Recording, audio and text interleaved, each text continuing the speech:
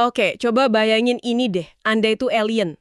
Terus Anda coba nonton sepak bola dari planet Anda pakai teleskop. Tapi teleskopnya agak buram. Oke. Anda bisa lihat pemainnya lari-lari, formasinya kelihatan, penontonnya teriak-teriak. Tapi bolanya nggak kelihatan sama sekali. Oh, bolanya justru nggak kelihatan. Sama sekali nggak. Anda nggak akan pernah benar-benar paham permainannya, kan? Nggak akan. Cuma lihat orang lari-lari tanpa tujuan ya. Nah, selama ratusan tahun, kira-kira begitulah cara kita ngelihat tubuh manusia. Kita tahu ada sesuatu yang terjadi di dalam, tapi kita nggak bisa lihat bolanya. Analogi yang bagus banget. Nah, di obrolan kita kali ini, kita akan coba bongkar gimana teknologi-teknologi baru, ibaratnya kita dapat teleskop super canggih gitu ya, Oke. yang akhirnya bikin kita bisa lihat si bola itu. Dari sumber-sumber yang Anda berikan, kita akan telusuri beberapa kisah penemuan yang benar-benar mengubah cara kita mandang kesehatan, penyakit, dan bahkan diri kita sendiri. Tepat. Dan ini menarik banget. Revolusi terbesar di masa depan kita itu mungkin bukan mobil terbang atau AI yang makin pinter. Bukan itu ya? Bukan. Tapi justru pemahaman kita yang baru soal biologi kita sendiri. Sumber-sumber ini nunjukin kalau kita tuh lagi ada di ambang era baru. Era baru di mana kita bisa membaca buku manual tubuh kita sendiri gitu. Persis. Dan kita akan fokus ke dua cerita keren. Pertama, gimana kita akhirnya bisa ngintip mesin-mesin super kecil di dalam sel kita yang hidup. Oke. Dan kedua, gimana cara memahami triliunan bakteri di usus kita justru ngejungkir balikin semua yang kita tahu soal diet. Banyak banget area kosongnya ya. Banyak sekali. Nah, salah satu daerah terlarang di peta lama itu kan katanya ada di level sel karena ada batas yang mustahil ditembus. Betul sekali. Batas itu namanya hukum EB. Hukum EB? Ditemukan oleh fisikawan Ernst Abbe tahun 1872. Secara matematis, dia ngebuktiin kalau mikroskop cahaya biasa, secanggih apapun lensanya, itu nggak akan bisa melihat objek yang lebih kecil dari 200 nanometer. 200 nanometer? Ya, itu udah jadi hukum fisika yang absolut. Bahkan sampai diukir di monumen untuk menghormati Abbe di Jerman. Wow, jadi beneran kayak tembok raksasa yang bilang sampai sini aja, para ilmuwan bisa lihat selnya, tapi nggak bisa lihat detail di dalamnya. Persis. Padahal disitulah semua aksinya kan. Iya kan, ada virus HIV, protein-protein yang kerja. Semua ukurannya jauh di bawah batas itu. Jadi gimana caranya mereka bisa matahin hukum yang udah diukir di batu itu? Kedengerannya mustahil banget. Nah, ini bagian yang paling seru. Jawabannya datang dari tempat yang nggak pernah diduga siapapun. Dari mana? Dari ubur-ubur yang bisa nyala dalam gelap. Ubur-ubur kok bisa dari situ sih? Jadi gini, ceritanya berpusat pada seorang ilmuwan Jepang, Osamu Shimomura. Oke. Tahun 60-an, dia itu terobsesi sama satu pertanyaan simpel. Kenapa ubur-ubur di lepas pantai Seattle itu bisa bersinar hijau? Cuma itu. Penasaran murni. Dan detail perjuangannya luar biasa ya yang saya baca. Dia sama istrinya bangun jam 6 pagi, ngumpulin ribuan ubur-ubur. Ribuan, ya. Terus diprosesnya pakai alat yang dimodifikasi dari? Blender juice. Betul, blender juice. Bahkan jaringnya mereka jahit pakai benang gigi. Serius. Berhasil mengisolasi satu protein tunggal yang bikin cahaya hijau itu muncul. Namanya Green Fluorescent Protein atau GFP. GFP. Dan penemuan kuncinya adalah ternyata cuma butuh satu gen aja buat bikin GFP ini nyala. Kenapa itu penting banget? Karena itu artinya kita bisa ngambil gen itu terus kita masukin ke organisme lain, ke sel lain, dan bikin Ya. sel itu ikut bersinar. Oh, jadi kayak ngasih senter biologis gitu ya? Tepat. Tiba-tiba, para ilmuwan punya cara buat nandain dan ngelacak protein tertentu di dalam sel hidup. Ini penemuan yang dapat hadiah Nobel dan ngebuka pintu buat gebrakan berikutnya. Dan ini ngebawa kita ke cerita Eric Bedzik, seorang ilmuwan berlian yang saking frustrasinya sama dunia akademis, dia sampai keluar, Betul, dia berhenti. jual rumah, dan sempat nganggur setahun. Iya, tapi kemudian dia baca soal potensi GFP ini. Dia sadar, ini kepingan yang hilang dari ide lamanya tentang mikroskop super resolusi. Jadi dia mutusin buat balik lagi. Dan cara dia baliknya itu gila banget. Dia dan temennya, Harald Hess, patungan masing-masing $25.000. Dari kantong sendiri ya? Dari kantong sendiri, terus ngebangun mikroskop super resolusi pertama di dunia di ruang tamu Hess. Tunggu, di ruang tamu? Ini beneran, saya suka banget detail ini.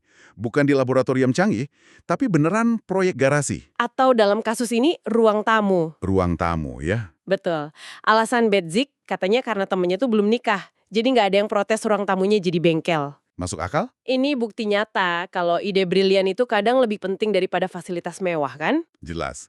Jadi, gimana cara kerja mikroskop ruang tamu ini? Nah, ini yang menarik. Secara sederhana, mereka pakai varian GFP yang bisa dinyalain dan dimatiin pakai kilatan cahaya. Jadi, alih-alih nyalain semua protein di dalam sel barengan, Yang hasilnya bakal jadi gambar buram, kan? tepat, jadi ngeblur. Nah, mereka cuma nyalain beberapa molekul secara acak pada satu waktu. Oke, jadi ini kayak ngambil foto ruangan yang rame dan gelap, tapi kita cuma nyalain lampu sorot ke satu orang di satu waktu. Betul, Terus kita ambil foto lagi, lampu sorotnya pindah ke orang lain, dan gitu seterusnya. tepat sekali. Mereka ngelakuin itu ribuan kali, ngerekam posisi setiap titik cahaya dengan presisi tinggi. Terus komputer nyatuin semua gambar itu jadi satu gambar akhir yang super tajam. Jauh melampaui batas AB yang tadinya dianggap mustahil. Tembok itu akhirnya runtuh. Wow. Jadi, apa artinya ini semua buat kita? Ini kan bukan sekedar soal bikin gambar sel yang keren buat sampul majalah sains, kan? Jauh lebih dari itu. Ini ngebantu kita memahami penyakit di level molekuler. Oke. Ada contoh yang kuat banget soal sindrom celiac Higashi. Penyakit genetik langka yang bikin anak-anak jadi rentan banget sama infeksi.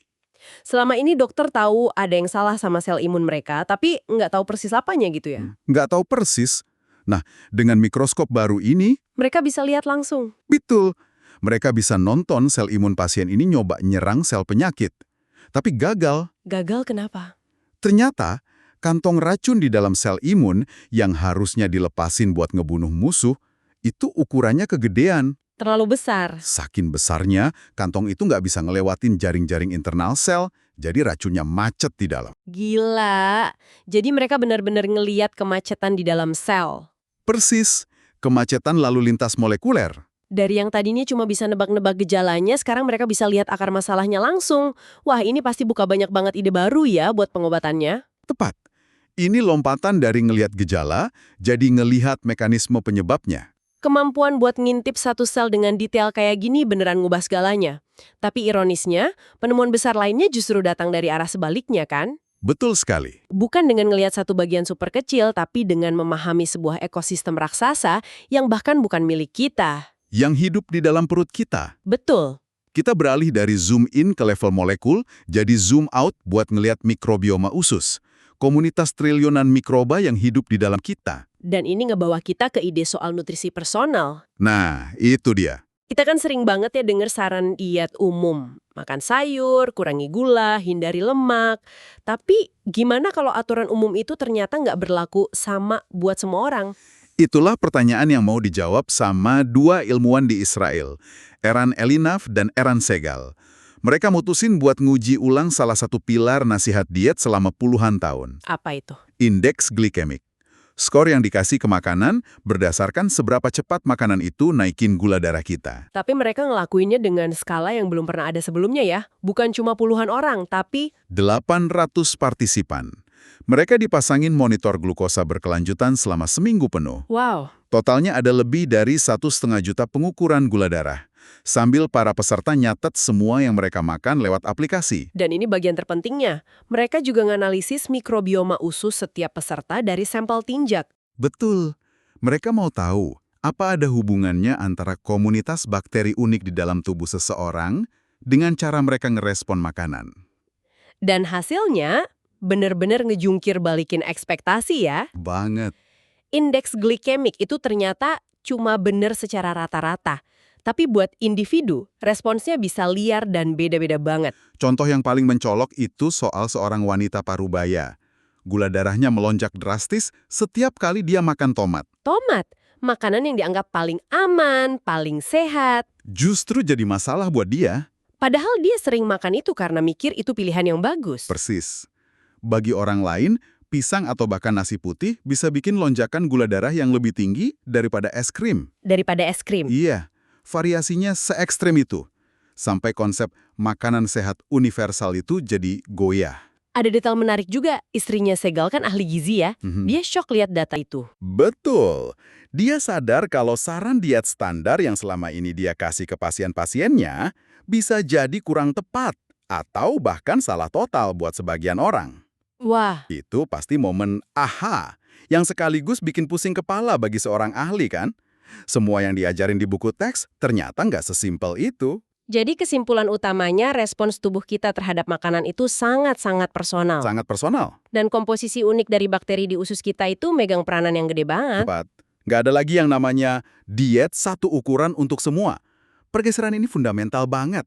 Pertanyaannya bukan lagi apakah tomat itu sehat, tapi jadi, Apakah tomat itu sehat untuk saya? nah, itu dia. Jadi ke depannya, mungkin kita nggak akan lagi ikut-ikutan tren diet yang lagi viral, tapi kita bisa dapat rekomendasi makanan yang dirancang khusus berdasarkan analisis mikrobioma kita sendiri. Untuk menjaga kesehatan kita secara optimal. Era nutrisi personal. Dari aturan umum yang kaku ke wawasan pribadi yang dinamis. Benar. Oke, jadi kalau kita tarik benang merahnya, ada pola yang luar biasa di sini. Di satu sisi, kita berhasil zoom in sampai ke level molekul tunggal di dalam sel. Berkat rasa penasaran pada ubur-ubur. Betul, kita bisa lihat mekanisme kehidupan yang tadinya benar-benar tersembunyi. Dan di sisi lain, kita harus zoom out buat ngelihat ekosistem triliunan bakteri di usus kita. Kita jadi sadar kalau kita ini bukan cuma individu, tapi sebuah superorganisme. Tepat. Dan kita belajar kalau kesehatan dan nutrisi itu jauh lebih personal dan rumit daripada yang pernah kita bayangin. Dua penemuan ini, dari dua arah yang berbeda, seakan negasin kalau perjalanan memahami tubuh kita sendiri adalah salah satu petualangan ilmiah paling penting saat ini. Benar. Ini bukan lagi soal data dan grafik. Tapi soal gimana kita ngejalanin hidup dan ngerawat diri kita ya. Ada analogi indah di akhir sumber yang Anda berikan. Lukisan Mona Lisa yang terkenal itu, kalau dilihat langsung, ukurannya ternyata kecil banget loh. Oh iya? Iya, sangat kecil. Tapi di dalam kanvas kecil itu, ada begitu banyak makna, detil, dan kompleksitas. Tubuh kita juga begitu. Di skala kosmik, kita ini kecil, tapi di dalam diri kita masing-masing, ada sebuah kemegahan yang luar biasa kompleks dan masih penuh rahasia. Itu cara pandang yang bagus sekali. Jadi, setelah mendengar semua ini, misteri apa tentang tubuh Anda sendiri yang paling ingin Anda pecahkan?